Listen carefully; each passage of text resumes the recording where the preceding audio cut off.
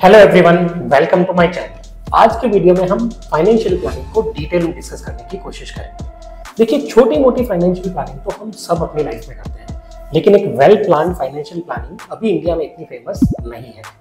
तो चलिए, आज के वीडियो में हम 6 बड़े पार्ट्स के अंदर फाइनेंशियल प्लानिंग को डिवाइड करेंगे और हर पार्ट को डिटेल में समझने की कोशिश करेंगे। मैं हूं मनीष कुमार गौड़। आइए शुरू करते हैं फिन टॉक्स बाय मनीष।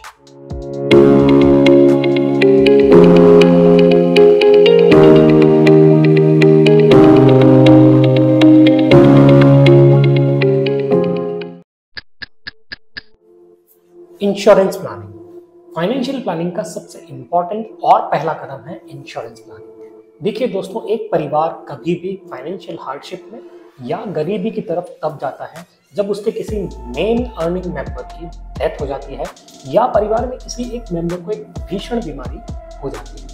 तो दोस्तों, इसे प्रैक्टिकल तरीके से समझने की कोशिश करें। अपने आसपास किसी ऐसे परिवार को फाइंड आउट करें जहां किसी एक मेन अर्निंग मेंबर की डेथ हुई हो।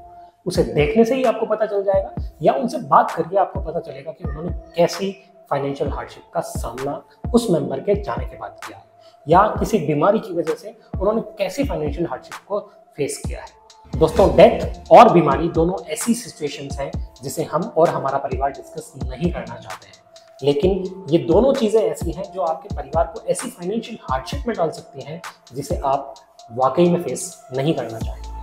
तो अगर आप भी ऐसी सिचुएशन को अवॉइड करना चाहते हैं तो एक प्रॉपर इंश्योरेंस प्लानिंग जरूर करें। अब इतनी सारी इंश्योरेंस है, कौन सी लें और कौन सी छोड़ें, इसके लिए एक सिंपल सा रूल फॉलो करें। आपकी फैमिली में जो अर्निंग मेंबर्स हैं उनकी एक टर्म इंश्योरेंस होनी चाहिए जिसका कवर आपकी एनुअल इनकम का 20 टाइम्स होना चाहिए। इसके साथ साथ आपकी पूरी फैमिली का एक हेल्थ कवर होना चाहिए जिसमें परिवार का हर मेंबर शामिल हो। Number 2 is budget planning. Recording your income and expenditure is very important. Budget planning के लिए आप 50, 30 और 20 रूल को फॉलो कर सकते हैं। इसके हिसाब से आपको अपनी मंथली इनकम का 50% खर्च करना चाहिए अपनी नीड्स के ऊपर, जैसे रोटी कपड़ा मकान, और 30% खर्च करना चाहिए अपनी वांट्स पे, जैसे कोई नया आईफोन खरीदना है, वेकेशन पे जाना है, बाहर खाना खाना है। ये सब वांट्स का पार्ट है। लेकिन 20% आपको डेफिनेटली सेव करना ही है, और वो सेविंग आप महीने के शुरू में ही करेंगे, यानी save first and then you should go for expenditure.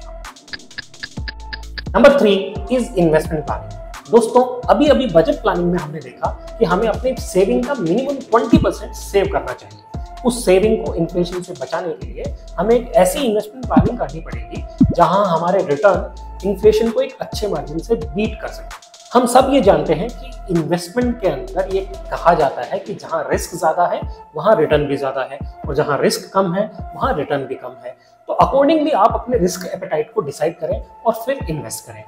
Investment के लिए आप stocks, mutual fund, bonds, FD, RD, PPF, gold, real estate जैसी चीजों को चुन सकते हैं।